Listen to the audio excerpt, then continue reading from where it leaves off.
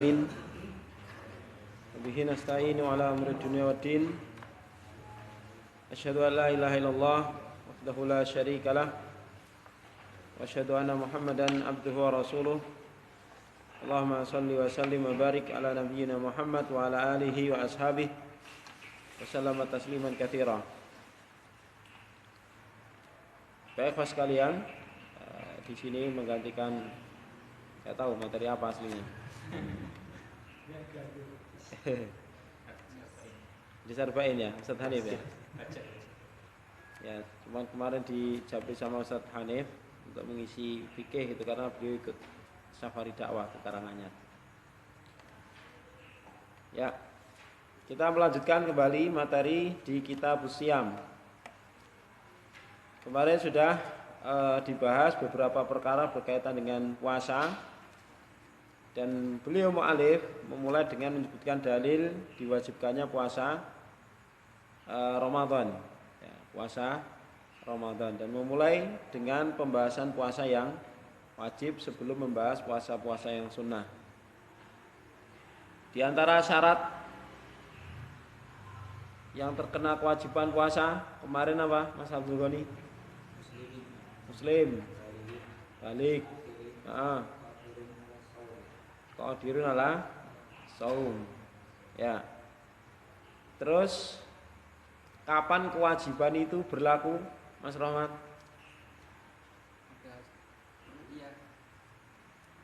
Ketika sudah masuk bulan Ramadan, ya. Ketika masuk bulan Ramadan. Lah kapan Ramadan ditetapkan, Mas Tamim? Ya, hilal.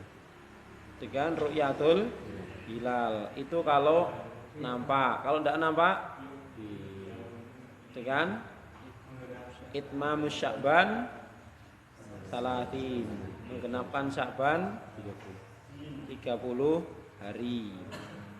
Ya. Itu metode menetapkan apa itu? Awal bulan Ramadan. Terus kemarin juga disebutkan bahwa terkhusus bulan Ramadan ini bisa atau cukup melalui persaksian seorang yang adil, berbeda dengan bulan-bulan yang lain. Kalau bulan yang lain apa? Minimal 2, harus dipersaksikan oleh 2 orang yang adil. Adapun Ramadan cukup 1 ya, ini berdasarkan yang sahih dari Rasulullah Sallallahu Alaihi Wasallam ketika beliau menerima laporan dari seorang sahabat, kemudian beliau langsung memerintahkan kepada Bilal untuk mengumumkan kepada manusia bahwa besok adalah puasa. Padahal itu cuma seorang saja yang melihat hilal. Ya. Kemudian juga kemarin sudah masuk golongan-golongan yang mendapat rukhsah untuk tidak puasa. Pertama, marid, sakit. Tentunya sakit yang menyebabkan dia tidak kuat untuk berpuasa. Kalau sakit yang masih kuat berpuasa, contohnya sakit hati. Malah perlu puasa ya. Harus sakit hati. Nah, itu tetap wajib berpuasa. Sakit. Kalau sakit gigi gimana? Ya melihat kondisi ya, melihat kondisi. Kira-kira dia kuat atau enggak dengan berpuasa itu. Maka sakit dan musafir ini jika memang masih kuat untuk berpuasa, maka dianjurkan untuk puasa selama itu tidak membahayakan. Tapi kalau membahayakan maka dianjurkan untuk tidak berpuasa. Terus nanti apa? Mengganti, mengkodok, ya kan, di hari yang lain. Kecuali kalau sakitnya memang sakit menahun, ya kan, sakit menahun yang sepanjang tahun dia sakit seperti itu. Ya, dia sakit seperti itu, yang dia tidak kuat untuk berpuasa, maka apa? Dia membayar fidyah Ya, membayar fidyah atau mengeluarkan memberi makan setiap harinya satu orang fakir miskin dengan makanan yang biasa dia makan bersama keluarganya. Berapa kali? Sekali. Ya, satu kali makan. Itu. Dan itu boleh apa? Boleh dirapel. Dalam artian apa? Digabung langsung. Misalnya mengundang 30 fakir miskin. Ya, kemudian dikasih makan sekalian masaknya itu boleh, atau dibungkus kemudian diantar ke rumah mereka ke 30 orang. Yang demikian tidak mengapa. Ya. Itu dua golongan yang mendapat udzur untuk apa? Tidak berpuasa. Selanjutnya golongan ketiga dan keempat. Ya, golongan ketiga dan keempat. Pak Marimo dibaca.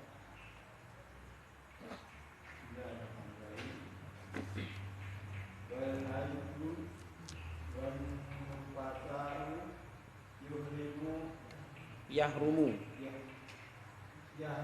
alaihima asyam wa alaihima al-qada'u. Kenapa al-qada'u bukan qada'a? Mubtada itu. Mubtada. Ya. Wa alaihima al-qada'u. Ya. Jadi haid dan nufasa, wanita yang sedang haid dan sedang nifas, maka justru diharamkan, tidak hanya diberi rukhsah tapi malah apa? Diharamkan untuk puasa. Jadi kalau puasa malah dosa gitu loh. Ya kan? Walaupun dia mungkin kuat. Ya kan? Walaupun dia kuat. Maka dia enggak boleh berpuasa. Wa alaihima qadha. Kemudian apa? Dia wajib mengqadha. Ya, hukum asalnya orang nifas seperti itu. Ya, mengqadha. Ya. Kecuali nanti orang yang nifas ini melahirkan kemudian lanjut menyusui, maka beda lagi hukumnya nanti akan dibahas setelah ini. Namun secara asal haid wan nufasa itu dia tidak boleh berpuasa dan wajib mengqadha. Ya, wajib mengqadha sesuai dengan jumlah hari yang dia tinggalkan. Ya, Pak. Lanjut Mas Haji.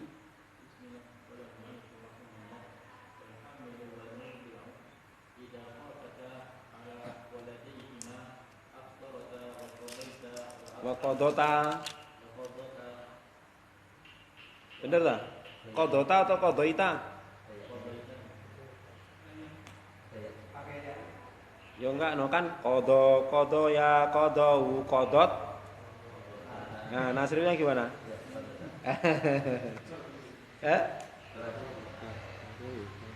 Lah kan gitu tuh nasrifnya.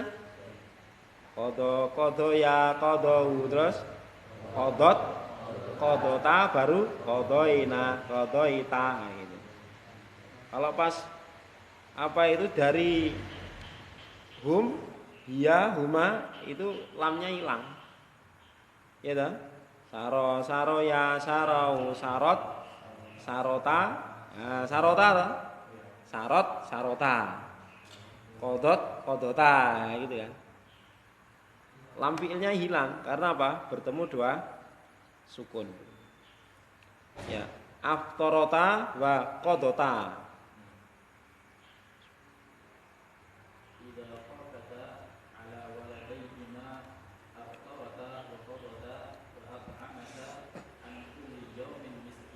Ya. Berkata Syekh rahimahullah taala, wanita yang hamil dan murdi menyusui, jika keduanya mengkhawatirkan, jadi khofa ta'ala itu apa? Khofa ala apa? Khawatir, mengkhawatirkan. Itu khofa ala. Kalau khofa min takut. Ya kan? Jadi mengkhawatirkan anaknya. Contoh misalnya bagi seorang ibu yang hamil, kalau puasa takut janinnya, gitu toh. Walaupun mungkin fisiknya kuat, tapi khawatir janinnya ada sesuatu nanti terjadi apa. Atau ibu yang menyusui, Mungkin ibunya kuat, tapi khawatir nanti apa? Air susunya berkurang gitu. Kemudian anaknya malah rewel. Nanti namanya apa? Mengkhawatirkan anaknya. Itu seperti itu. Maka apa kata beliau di sini? Aftorota. Dia boleh berbuka, tidak puasa. Wa qodota, tapi wajib mengkodok. Wa amata, dan membayar fidyah. 2. An kulli yaumin miskinan. Nah, jadi 2 kewajiban. Mengkodok, ganti dan apa? Bayar fidyah. Ini menurut beliau ya, nih walaupun di sini terjadi silang pendapat di antara para ulama. Jadi ilahnya gini loh. Kan ketika seseorang itu mengkhawatirkan dirinya, mengkhawatirkan diri ibunya, maka itu dikiaskan seperti orang sakit. Maka orang sakit itu apa? Dia ketika dia mampu mengkodok, maka mengkodok tanpa bayar fidyah. Ada ulama yang berpendapat seperti itu. Jadi ketika dia hanya mengkhawatirkan dirinya saja, tidak mengkhawatirkan anaknya, artinya apa? Mungkin anaknya bisa dikasih susu sambungan, susu formula itu kan, atau ada wanita yang lain menyusui, tapi dia mengkhawatirkan dirinya karena apa? Mungkin masih lemes kondisinya gitu kan. Maka seperti itu dikiaskan kepada wanita yang sakit, seperti orang sakit gitu loh. Maka orang sakit apa? Dia boleh nggak puasa, tapi kewajibannya mengqadha tanpa fidyah. Kemudian kalau dia hanya mengkhawatirkan anaknya saja, tanpa mengkhawatirkan dirinya, jadi dirinya kuat sebenarnya, ya kan? Dirinya kuat. Sementara anaknya ini kalau diberi ASI, selain ASI nggak mau, susu formula alergi, ya kan? Ibunya kuat kalau puasa, tapi kalau puasa nanti air susunya ya, berkurang banyak. Sementara anaknya nggak mau susu selain ASI, maka namanya mengkhawatirkan anaknya. Maka para ulama kalau kasus seperti itu, maka dia cukup bayar fidyah tanpa mengqadha. Seperti itu. Nah, kalau mengkhawatirkan dua-duanya, ya anaknya, ya ibunya, maka dua-duanya mengqadha plus bayar fidyah. Itu pendapat yang masyhur kalangan para ulama seperti itu. Tapi beliau Syekh Sa'di mengatakan kalau seorang ibu yang hamil ataupun menyusui ini mengkhawatirkan anaknya, ya, di sini beliau tidak menyebutkan apakah mengkhawatirkan dirinya atau tidak, mengkhawatirkan anaknya, maka dia boleh tidak puasa tapi mengganti plus fidyah. Ya, cuman pendapat yang dipilih oleh mayoritas ulama, karena kan kasus wanita itu gini,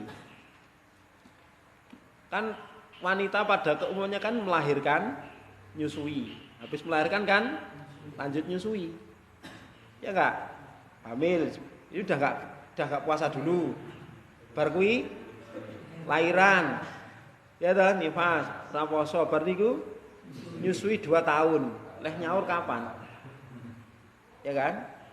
Maka dari itu kebanyakan ulama berpendapat bagi ibu, ya kan, ibu yang hamil dan menyusui itu cukup membayar fidyah seperti itu. Walaupun untuk sebagai kehati-hatian kalau memang mampu, maka apa? Kedua-duanya, qadha dan fidyah. Kalau dia mengkhawatirkan dua-duanya. Tapi kalau hanya mengkhawatirkan dirinya sementara anaknya tidak ada masalah, maka apa? Cukup qadha saja gitu, seperti itu. Wallahu a'lam. Setelah sini ya, masalah ini ya.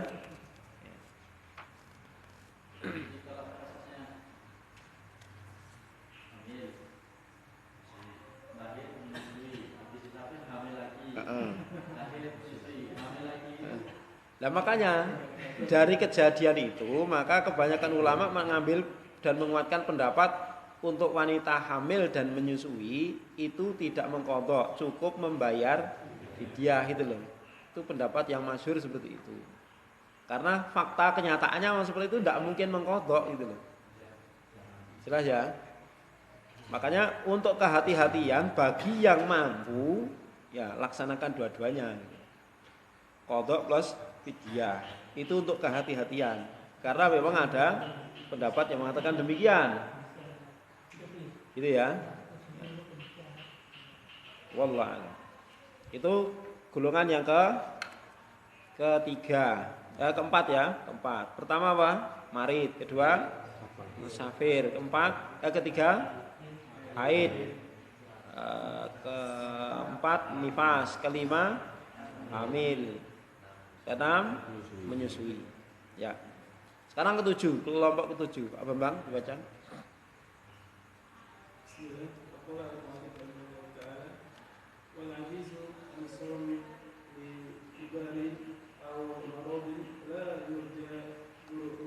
Bara'uhu.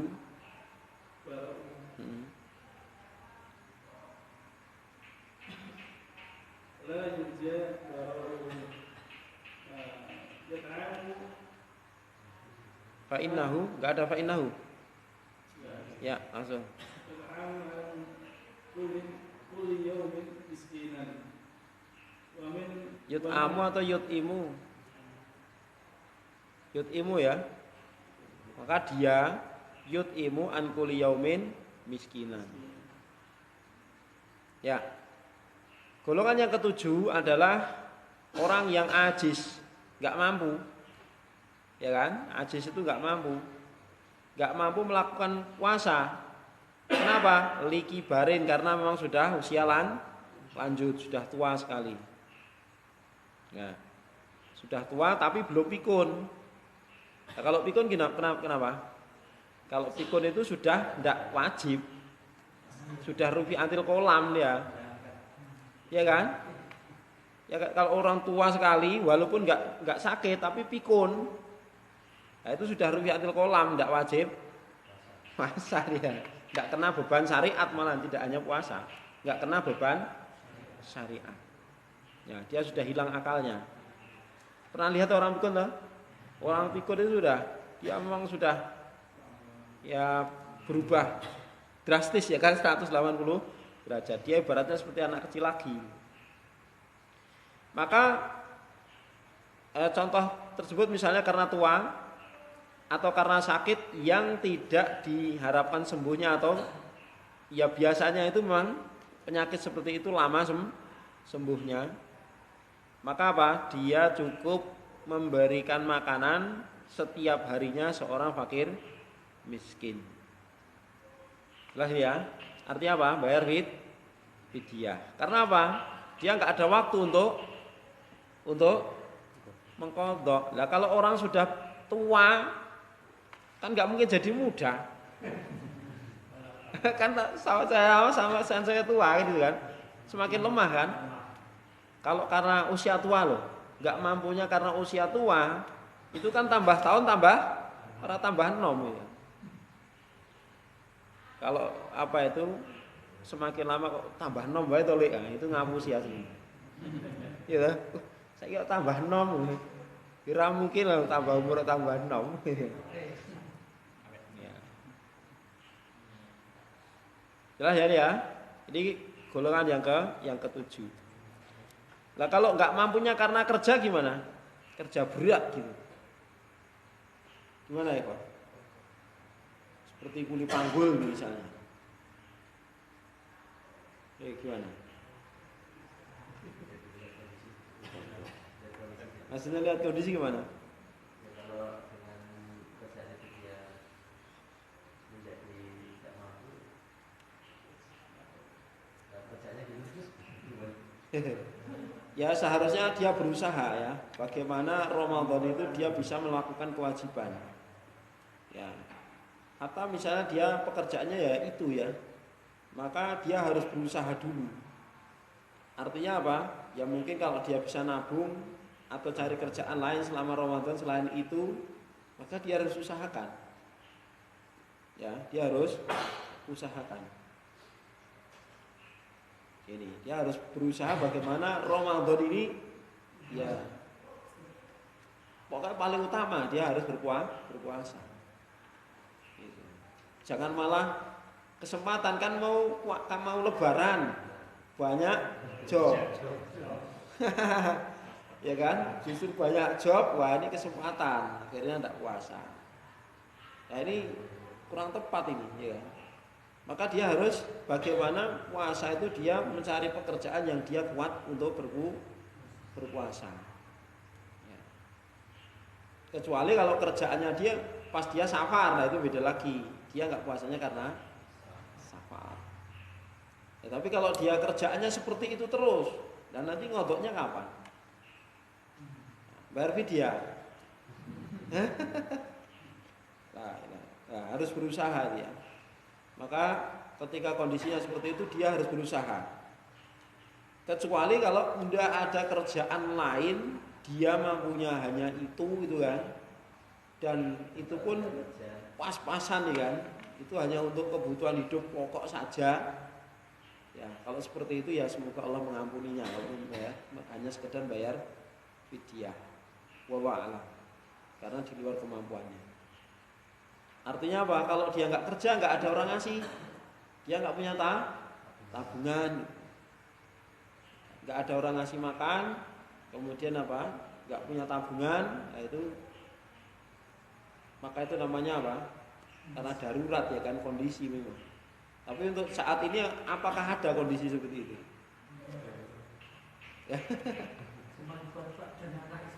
Ya itu masalahnya. Biasanya itu, jadi memang apa itu untuk kebutuhan hari raya itu yang terbesar malah di situ. Bahkan kita saja kan juga, semoga Allah mengampuni kita ya. Kita banyak puasa kita itu terkurangi keutamaannya ya gara-gara itu, ya kan? Untuk ngejar kebutuhan hari raya itu. Allah musta'an. Semoga Allah memperbaiki urusan kita semuanya. Ya, lanjut. Mas Agung, baca.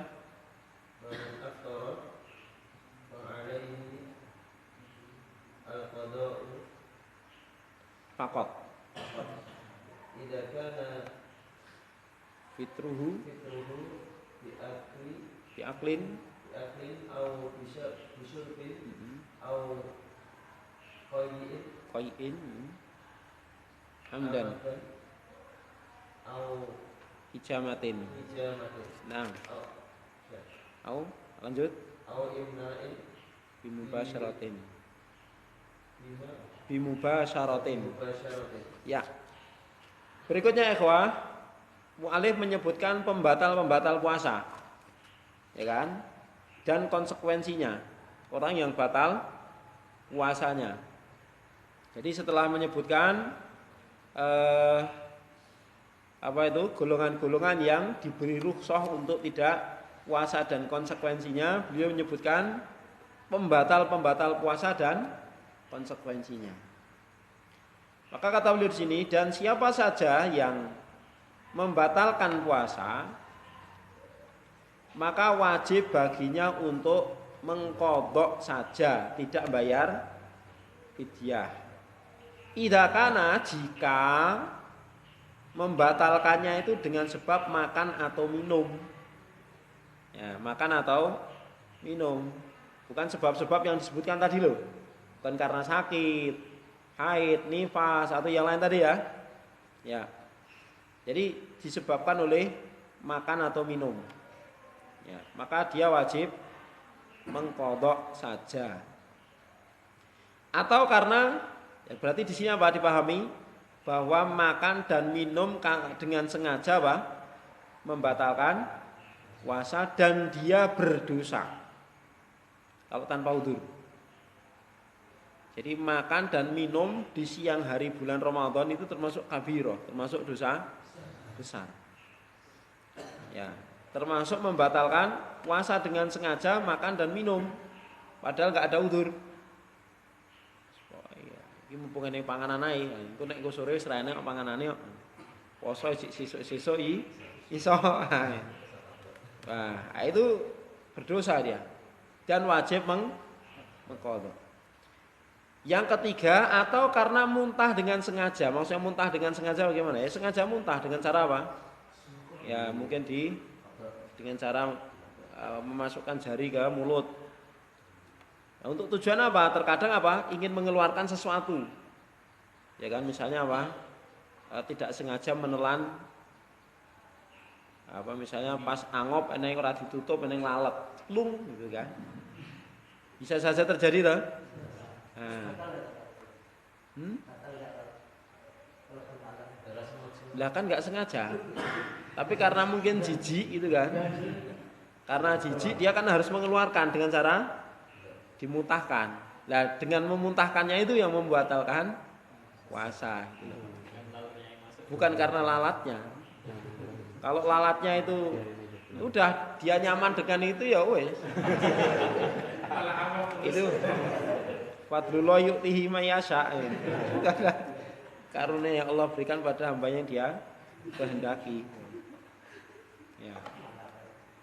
Mungkin saja terjadi seperti itu ya. Au hijama atau dengan sebab berbekam. Walaupun ya ini khilaf ya di kalangan para ulama.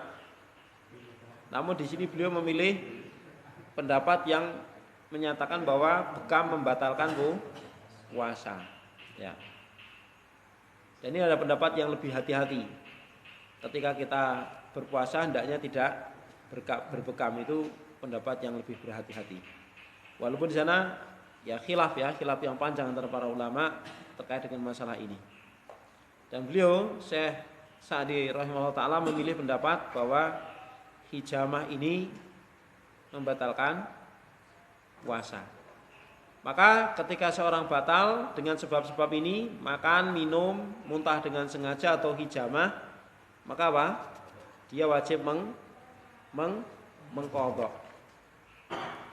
Au imna'in atau mengeluarkan mani bimubasyaratin dengan sebab bercumbu atau yang lainnya.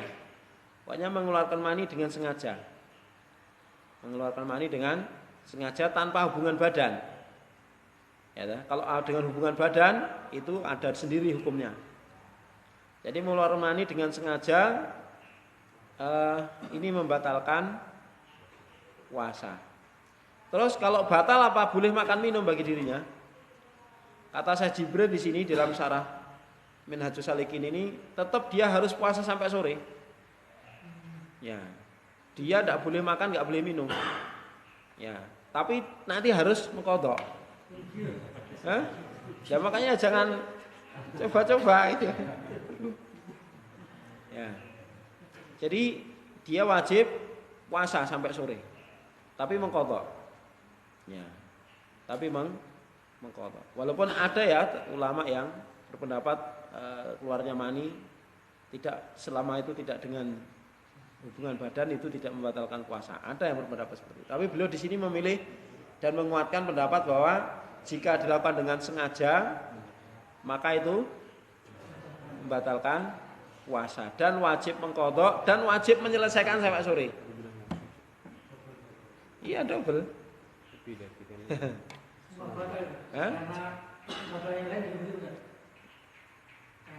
Lah kalau sudah makan dan minum kan ya harus mangan. Ya kan? Yang dijelaskan oleh beliau seperti ini. Jelas ya? Kalau muntah tidak dijelaskan. Jadi karena mungkin di situ kan apa? Ada ilah yang lain. Contoh mungkin setelah muntah kan dia butuh minum itu. Ya, orang kalau habis muntah itu kalau tidak minum wah susah. Sininya mesti nggak nyaman. Orang habis muntah mesti butuh minum. Ya, nggak nyaman sama sekali. Nah, dia mesti butuhkan minum. Ya. Dan yang dijelaskan oleh para ulama di antara Syekh Jibril ini yang disebabkan oleh mengeluarkan mani dengan sengaja tadi itu wajib imsak, wajib menahan sampai sore dan mengqadha. Ya, gitu.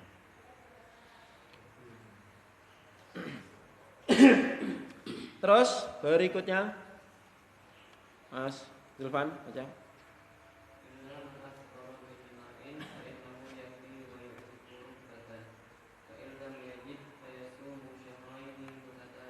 Fasiyamu Fayasumu apa fasiyamu? Fayasumu ya, beda ya.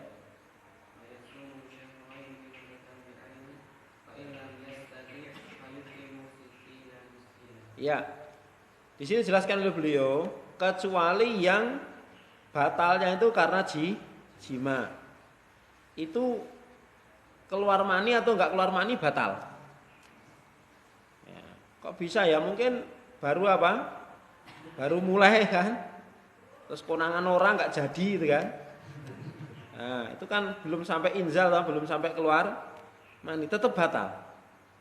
Ya kan? Wah, agak sedih loh Mas, mosok batal, ya tetap batal. Ya kan? Tetap batal. Jelas ya? Kalau dengan jima ini keluar atau enggak keluar tetap batal. Dan itu termasuk dosa besar. Termasuk dosa besar. Lah kalau misalnya bagi pasangan suami istri yang memang itu ada udzur untuk tidak puasa. Misalnya lagi safar. Nah, lagi safar. Boleh enggak berhubungan di siang hari bulan Ramadan? Mayoritas ulama mengatakan sebagai kehati-hatian dan bentuk penghormatan kepada Ramadan tidak boleh. Ya. Tidak boleh. Ya. Jadi tetap dia hendaknya tidak berhubungan suami istri di siang hari bulan Ramadan walaupun dia tidak sedang berpuasa. Contohnya misalnya ada udzur safar. Ya. Termasuk enggak boleh ya kan? Karena mungkin sudah saking pengennya, yuk safar aja untuk melampiaskan syahwatnya, enggak boleh. Ini safarnya safar khilah namanya. Nah, ini safar yang enggak boleh apa itu ada keringanan. Safar yang tidak ada keringanan untuk puasa karena safarnya safar yang batil. Ya. Ya, seperti itu. Kalau yang orang berpuasa itu enggak kemana? Kenapa? Ada sebagian juga puasa itu. Heeh. Aku orang puasa kok. Ya, iya itu kan dibahas. Orang yang enggak puasa, tapi enggak safar, pokoknya orang yang enggak melaksanakan puasa tapi mungkin heeh. ada yang sebagian juga enggak puasa itu. Lah itu kan malah berdobel-dobel itu, bertumpuk-tumpuk itu. Wis ora puasa malah apa itu tidak menghormati Ramadan. Ya kan? Itu kan malah serah salat sisan. Biasanya gitu. Biasanya paketannya kayak gitu. Kira-kira ya salah sholat di sisan. Gitu kan? Ya. Jika dia batalnya karena jima tadi, secara umum ya, fa innahu yaqdi, maka dia wajib mengganti wa yu'tik raqabatan dan membebaskan budak. Jadi mengkodok plus denda. Mengkodok misalnya dia 1 hari batalnya, ya dia wajib mengkodok 1 hari plus memerdekakan budak 1. Dan dia wajib imsak. Artinya apa? Habis hubungan itu dia nggak boleh makan dan minum. Kalau makan minum dia dosa meneh gitu loh. Ya kan, wajib imsak sampai sore. Nah, walaupun dia puasanya sudah batal itu tadi, tapi wajib imsak sampai sore. Kemudian dia mengkodok di hari yang lain dan membayar kena denda apa itu? Membebaskan 1 budak. Kalau tidak ada seperti sekarang kan nggak ada budak, maka puasa 2 bulan berturut-turut. Jadi 1 hari 1 pelanggaran itu dendanya puasa 2 bulan berturut-turut. Nanti pas dapat 59 hari kok gagal, baleni meneh. Karena syaratnya harus mutata bi'ain. Harus mutata bi'ain. Ya, kalau ndak mampu ya fa ilam yastati, ini sebulan aja wis tele-tele itu kan. Sudah enggak betah itu kan. Fa'id amu siti dan miskin, maka dia memberi makan 60 orang miskin. Ya, dengan cara seperti membayar fidyah itu. Nah kalau dia orang paling miskin gimana? Wah wis, seperti kisah di zaman Nabi itu ya. Ya.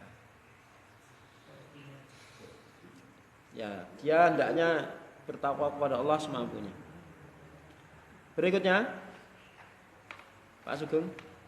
Qala Nabi sallallahu alaihi wasallam man nasiya wa huwa shaimun fa akala aw sariba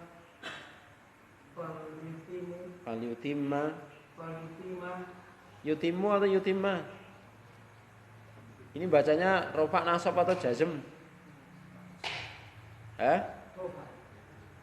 Jazm itu kan ada lam toh. Fal yutimma. Itu lamnya lam apa? Lam amr, berarti jazm. Jazmnya mudhoaf dengan fathah. Fal yutimma atamma yutimmu. Jazm yutimma. Ya. fal yutima saumahu wa innama amahu lohi Hey. At'amahullah hu wasaqahu. Ya. Nabi SAW bersabda, barang siapa yang dia lupa ketika dia sedang puasa lalu makan atau minum, maka hendaknya dia menyempurnakan puasanya. Artinya siapa tidak batal. Karena apa? Itu adalah makanan yang Allah berikan padanya, minuman yang Allah berikan kepadanya. makanya itu disempurnakan. Hah? Makanya disempurnakan kalau itu lupa. Kalau dia masih dalam kondisi lupa ya harus disempurnakan. Dia lupa kalau puasa gitu loh. Ya harus dihabiskan. Nek enggak dihabiskan ya nyisa kan dosa. Apanya?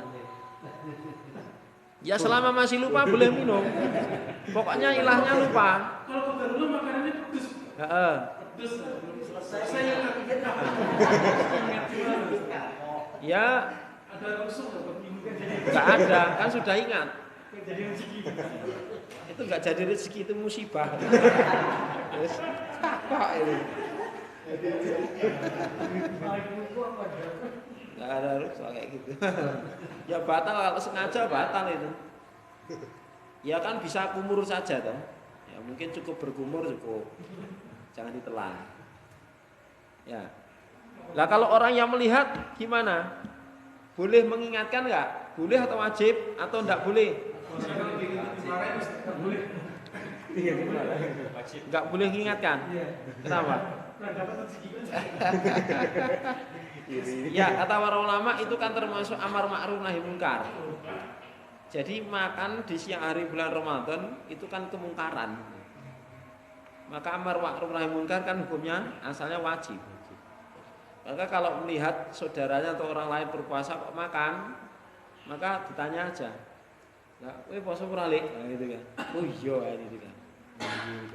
Ditanya, kamu enggak puasa gitu kan. Ditanya aja, kamu enggak puasa? Nah, dia masih ingat gitu, kalau puasa dia mesti ingat.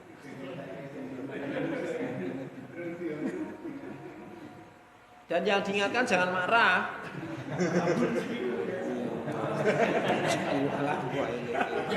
Dul. Ngilik iki mbok nek wis parek ngono iki wis parek ngono. Ora pangerten blas. Ya itu enggak boleh ya kan. Harusnya malah seneng toh diingatkan.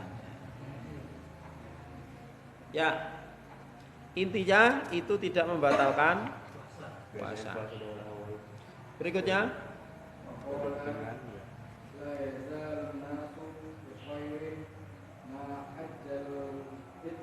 ya.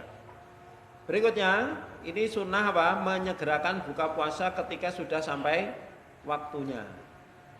Manusia akan selalu dalam kebaikan selama mereka mau menyegerakan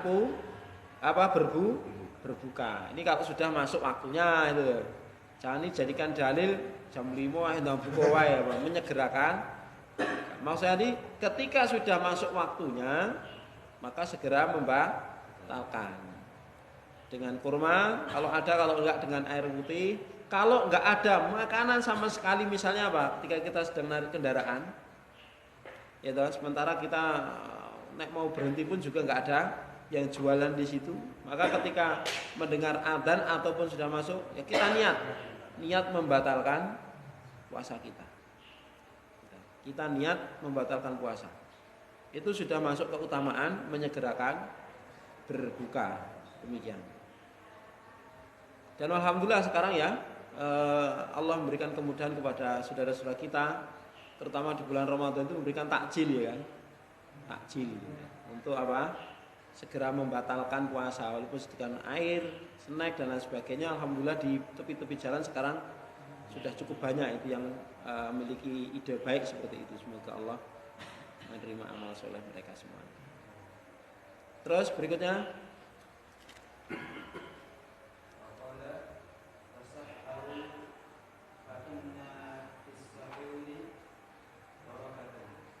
fa inna fis sahuri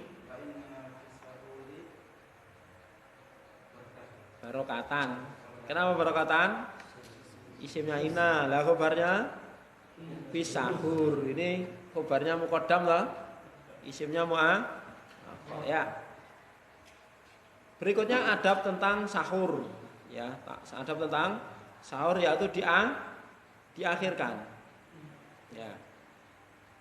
Sahurlah kalian. Ini termasuk apa? Termasuk keutamaan yaitu melaksanakan sahur.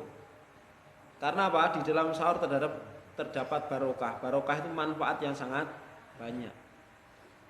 Baik itu manfaat secara diniyah berupa pahala yang didapatkan, baik itu manfaat secara duniawiyah berupa apa? Kuatnya fisik untuk beribadah atau menjalankan aktivitas harian. Walaupun yang namanya sahur tidak harus makan nasi. Yang penting ada sesuatu yang masuk ke dalam perut dan kita niatkan itu sebagai makan sahur. Walaupun hanya sekedar meneguk air putih. Ya, atau walaupun hanya sekedar sepotong roti ataupun sebiji kurma. Tapi bukan bijinya ya. Maksudnya sebiji kurma, sebutir kurma. Ya. Itu sangat-sangat dianjurkan. Lanjut.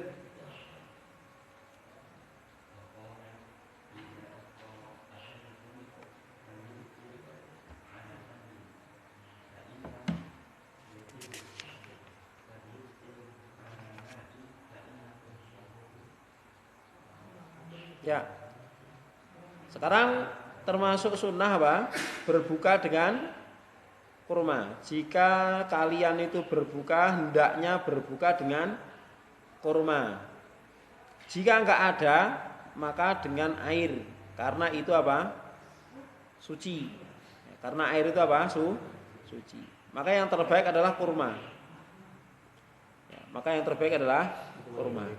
Sehingga buka puasa dengan kurma hukumnya sunnah. Hukumnya apa? Sunnah. Kalau kita tidak punya kurma kecuali dengan membeli, berarti membeli kurma hukumnya sunnah. Kalau kita tidak bisa membeli kurma karena nggak punya uang, berarti nyari uang untuk beli kurma hukumnya juga sunnah. Masya Allah, pahala semua itu. Saya ini mau puasa ini, tak coba cari lemburan genisa tuku kurma. Masya Allah itu pahala semua itu. Ya dah. Karena menghantarkan kepada suatu yang sunnah. Berikutnya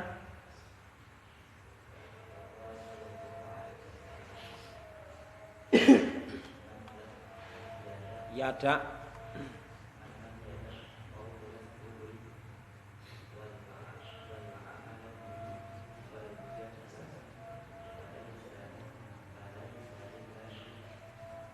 hajatun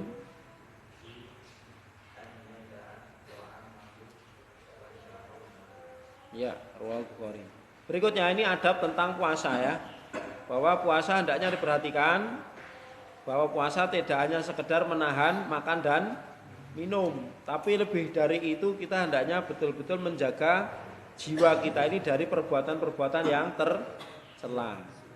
Baik tulisan, mata, perbuatan dan lain sebagainya. Maka Rasulullah mengatakan, barang siapa yang tidak meninggalkan ucapan yang buruk, azur, bohong, buruk, dan juga apa? Beramal dengannya, mengamalkannya, berkata dan beramal, dan juga tidak meninggalkan perbuatan yang al-jahla, ya, perbuatan jahla, perbuatan sia-sia. Ya. Contoh perbuatan jahala apa? Hah? Main game, ulangi. Ya perbuatan sia-sianya, yang itu mencerminkan bukan orang yang berilmu.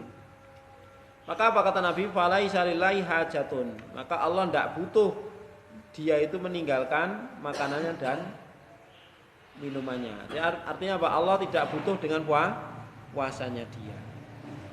Itu. Jadi tujuan utama dari puasa itu bukan hanya sekedar makan dan minum, tapi melatih jiwa ini untuk taat dan menggunakan waktu sebaik-baiknya. Ya, sampai situ ikhwah. Berikutnya tentang puasa sunnah ya, tentang puasa sunnah. Dan tidak banyak yang dibahas oleh beliau karena memang masalah puasa itu sering dibahas oleh para ulama, maka di sini yang beliau bahas adalah yang sifatnya dasar sekali dalam masalah puasa. Cukup, ada yang dibahas? Ya, kita cukupkan. Wassallallahu alaihi wasallam. Alhamdulillah rabbil alamin. Assalamualaikum warahmatullahi wabarakatuh.